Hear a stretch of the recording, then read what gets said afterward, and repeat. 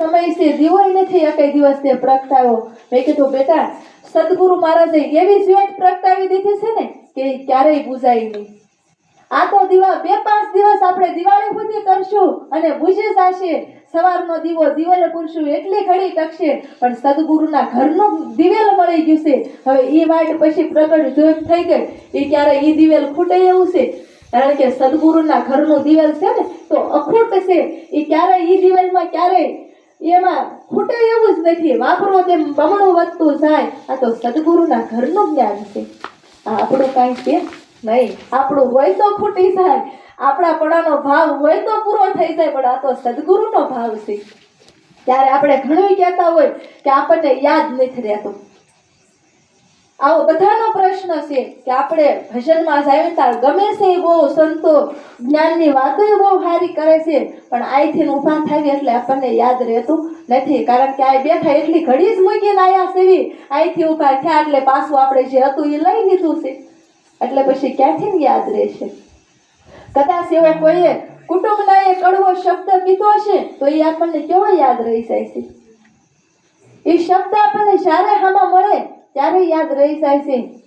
તો આપણને અનેક જન્મોથી અજ્ઞાન રૂપી તાવ આવી ગયેલો હતો, પણ જો એવા ડોક્ટરની દવા લેવી ને તો તાવ ઉતરી જાય ને પછી ખાવું ભાવવા માંડે. એમ તમે સત્સંગમાં આવો, એક વાર નહીં સમજાય, એક વાર નહીં યાદ રહે, વારંવાર ટેવ પાડી દેશો તો પછી યાદ રહેવા મળશે. યાદ જ્યારે બેનું આપણે રોટલા શીખતા હોય ને ત્યારે 5 દિવસ રોટલો નો હરખો થાય, લાંબો તોતડો થાય, 5 દિવસ રોટલી નો હરખી થાય, પછી એનો અનુભવ થઈ જાય, કારણ કે કાયમની પ્રેક્ટિસ થઈ જાય છે. પછી તમે ગમે એની હારે વાતો કરતા હોય તો તમારો રોટલીનો થપ્પો એક સરખો હોય, કારણ કે એનો અનુભવ તમને થઈ ગયો કે હવે રોટલીને આપણે આમ જ કરવાની હોય. આવી રીતે શીખવીતા સુધી વાર લાગે. એમ વારંવાર સદગુરુના જ્ઞાનને વાગોળો, પછી યાદ નહીં રાખવું પડે. તમે જ્યાં જાઓ ને, જ્યાં દ્રષ્ટિ કરો ને, સભર ભર્યો છે, ક્યાં યાદ રાખવાનો છે? કે મારામાં છે તો હું ધીરુભાઈમાં અલગ છે, તો મારામાં નાનો ધીરુભાઈમાં મોટો, કે કીડી માતું નાનો લાગે હાથીમાં વળી મોટો તું, માવત થઈને માથે બેઠો ને હાંકવા વાળો તું નહોતું. ચોરો માતું ચોર બની બેઠો, ગમે એમાં છો એમાં તું તું જ છો. ચોરી કરીને ભાગવા લાગ્યો ને બાળક બનીને રડવા લાગ્યો, બધામાં એકનો એક છે, ક્યાં જુદો છે? તો હજી આજે આપણને પણ આપણી પોતાની ઓળખાણ નથી ને, ત્યારે કીધું નીચ પોન કે નિવાસી એની ખોજ ના કરી, ફોગટ ગુમાવી જિંદગી બહાર ફરી ફરી. નિજ પોન કે નિવાસી એની ખોજ ના કરી, ફોગટ ગુમાવી જિંદગી બહાર ફરી ફરી. નિજ પોન કે નિવાસી એની ખોજ ન કરી, તે પોતાની ખોજ ન કરી. બીજાના ખેતર તો બહુ ખેડ્યા, પોતાના ખેતરમાં તો મોટા મોટા ઝાડા ભરોડિયું બાજી ગયું છે, ક્યારેય ખેડવાનો પ્રયત્ન જ ન કર્યો. નિજ પોન કે નિવાસી એની ખોજ ન કરી, ફોગટ ગુમાવી જિંદગી આ તો બહાર ફરી ફરી. બીજાના જ ખેતર ખેડ્યા, આપણું ક્યારેક તો ખેડો. સંતો પાસે છે ઈ તો શીખો કે હવે આપણે આપણું ખેડવું છે, આપણે આપણું કરવું છે. બીજાનું તો નિજ ઘર એટલે પોતાનું ઘર. નિજ કહેતા પોતે પોતાના ઘરને ખેડો, પોતાનું ઘર સ્વસ્થ રાખો.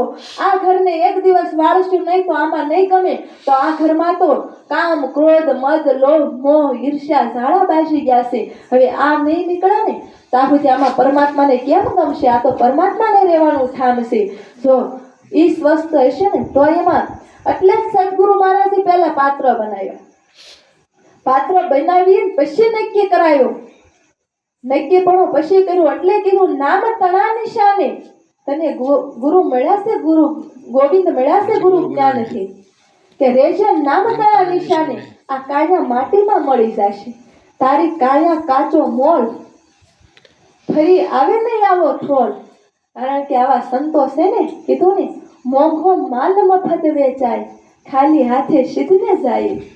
આવા સંતો છે ને મોંઘો માલ, મોંઘામાં મોંઘો માલ લઈને આવ્યા છે અને હાવ મફતના ભાવમાં આપે છે.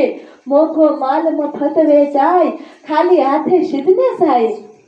કારણ કે રોકડ નામ તણું છે નાણું, ફાડે 1,84,નું પાનું. હું મોહનભાઈના ઓલે દાડી આવી હોય ને તો મારે કાંઈ ચિંતા ન હોય. આખો દિવસનું ખાવા પીવાનું બધું મોહનભાઈનું હોય. મારે તો જે થાય એ મારે મજૂરી કરવાની હોય. મારે એ દાડે નક્કી કરી હોય ને મને એ આપી દે. મારે તો મારા સદગુરુનું ભજન કરવું છે. આપવું કે ન આપવું એના હાથમાં છે. ઈ તો એને ચિંતા છે, મારે શું ચિંતા? સદગુરુ કરે ભજનને હું કરું આરામ. તો એના હાથમાં ગાડીની લગામ સોંપી દીધી છે. હવે તો એને હાંકવાની છે. આપણે શું ચિંતા છે? આપણે તો આપણું તન મન ધન સદગુરુને સમર્પિત કરી દીધું છે. હવે તો એને ચિંતા હોય, આપણે કાંઈ ચિંતા હોય નહીં. પણ જ્યાં સુધી આપણે આપણું છે ને ત્યાં સુધીની ચિંતા છે. હમણાં ભાઈ સાખી બોલ્યા સરસ કે પ્રાણ્યા ભજલે ને કીર્તા આ કાયા થાશે તારી જાજરી, પછી બેઠું રહેવાશે નહીં. કારણ કે ખરેખર ખૂબ સાચી વાત છે. પ્રાણ્યા ભજલે ને કીર્તા કાયા તારી જાજરી, એટલે ઉંમર થઈ જશે પછી બેઠું રહેવાશે નહીં. ભજન કરવું છે પણ બેહવાની શક્તિ ઘટી ગઈ છે. સાંભળવું હશે પણ કાનની શક્તિ ઘટી ગઈ છે. બોલવું હશે પણ બોલી શકાશે નહીં. જોવું હશે, દર્શન કરવું હશે પણ આંખની શક્તિ કંઈ કામ નહીં કરતી હોય તો આપણે શું કરશું? કરવી એવા સેવી ત્યારે કંઈક કરી લીધા જેવું છે. કારણ કે ભક્તિ તો છે ને નાનપણની છે. નાનપણ તાજું ફૂલ હોય ને તો એ ભગવાનને ગમે છે. કારણ કે ધ્રુવ પહેલા જેને નાની ઉંમરમાં ભગવાનનું દર્શન થઈ ગયું, નકર પહેલાદને કસોટી ઓછી નહોતી થઈ. ભગવાનનું નામ પણ ખરેખર જેના પિતા જ નહોતા લેતા, કોઈને લેવા નહોતા દેતા, એવા તો ઈ પેરંગરો રાખતા હતા કે મારી સિવાય હું જ મોટો ભગવાન છું, મારી સિવાયનો કોઈ ભગવાન નથી. ભગવાનનું નામ પણ ન લેવાય. એવામાં સરીબાઈ કરીને કુંભાર એ સાના માના ભગવાનનું ભજન કરી. ત્યારે કીધું કે સાની સાની ભક્તિ કરે રે સબરી બાઈ, સાની સાની ભક્તિ કરે રે સારી બાઈ. જાતના હતા કુંભાર સીતારામ રામ, જાતના હતા એ કુંભાર સીતારામ રામ. ચાલતા ને ચાલતા રામ નામ બોલતા, હાલતા ને ચાલતા રામ નામ ભજતા. રામ નામ બોલતા ને નિંભાડો ખડકતા, રામ નામ ભજતા ને નિભાડો ખડકતા. નિંભાડામાં બિલાડી રીના બાળ સીતારામ રામ, નિભાડામાં બિલાડીના બાળ સીતારામ રામ. ફરતી ને ફરતી બિલાડી તળવળતી, હરતી ને ફરતી બિલાડી તળવળતી.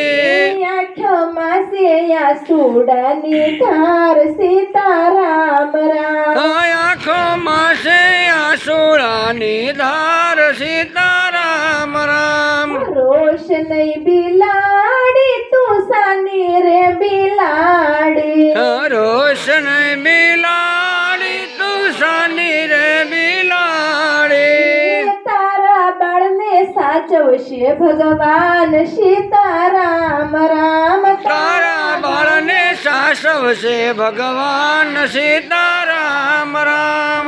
ઘરને પસવાડે પ્રહલાદ સાંભળે, ઘરના બસવાડે પ્રહલાદ સાંભળે, સાંભળે છે જો રામ. એમ કે જ્યારે પહેલા જો ને એ ભગવાનનું નામ લેવાનું ના પાડે અને આવા શરીબાઈ કરીને સાનામાં આવું ભગવાનનું ભજન કરે તો આવી રીતે એમને રામનું નામ લેતા હતા અને બિલાડીના બાળને ખબર રહી નહીં અને નિંભાડો ખડકાઈ ગયો, નિંભાડામાં આગ મૂકી ગઈ અને એને ખબર પડી કે આમાં તો બિલાડીના બાળ છે. ભગવાન હવે હું કરશું? એમ કે આ તો નિંભાડો હળાહળ બળી રહ્યો છે. પણ હે ભગવાન, તારે પહેલા જ ને એમ થયું જો આમાંથી આ વાત જો સાચી નીકળે ને તો મારા જે પિતાજી છે ને એ ભગવાન નહીં અને હું આમનું શરણને પકડી લઉં. કેવડો ભરોસો! ત્યારે ચાર પાંચ માટલા કાચા નીકળ્યા, તેમાં રમે બિલાડીના બાળ. કેવડો ભરોસો! અને પ્રહલાદજી કે આ કઈ ભક્તિ છે, પગમાં પડી ગયા, આ ભક્તિની વાત અમને કરો કે. અને ત્યારે એ સરીબાઈના દાસ બની ગયા. એટલે જેને વચન વિશ્વાસ, જેને પરિપૂર્ણ સદગુરુના વચનમાં છે ને, તો આજે કામ થાય છે. જો નરસિંહ મહેતાના 52 કામ કરી ગયો હોય તો આપણું ન થાય. અને થાય છે હોય એનો. હમણાં ધીરુભાઈ ઘણી વાર કહેતા હોય છે કે તનનો કે મનનો પરસો ન ફાળો ને તો એના પગ સીધ જઈને ફરો. કારણ કે આ એકો એક તમે નક્કી કરજો, મનમાં લઈને કાંઈક આવજો, એનો એકો ગમે એ ઘાટે સદગુરુ આવી એનો જવાબ મળી જાય છે. એટલે આવા આપણને સદગુરુ મળ્યા છે, આવા મહાપુરુષો મળ્યા છે. સદગુરુની દ્રષ્ટિ હોય ને તો એને ઓળખી લેજો, ઓળખવામાં ખામી નહીં રાખતા. કારણ કે મળ્યા છે ને એ દુર્લભ છે. એ ફરીને આપણે કંઈક જન્મોના કર્મથી આજે ભેગા થઈ મળ્યા છે, મોજું કરવી છે અને મોજું કરાવે છે. એટલે કીધું ખોજમાં રહેવું, મળે સદગુરુ ને પછી મોજમાં રહેવું. ત્યાં સુધી ખોજ કરો, જ્યાં સુધી સદગુરુ ન મળે ત્યાં સુધી ખોજ કરી લો. પણ જ્યારે સદગુરુનું શરણ મળે ને પછી મોજ ત્યારથી શરૂ થાય છે, મોજ. એટલે હવે સંતોષે બોલવામાં કાંઈ પણ ભૂલ ચૂક થઈ હોય તો માફ કરજો. બોલો સદગુરુ મહારાજ.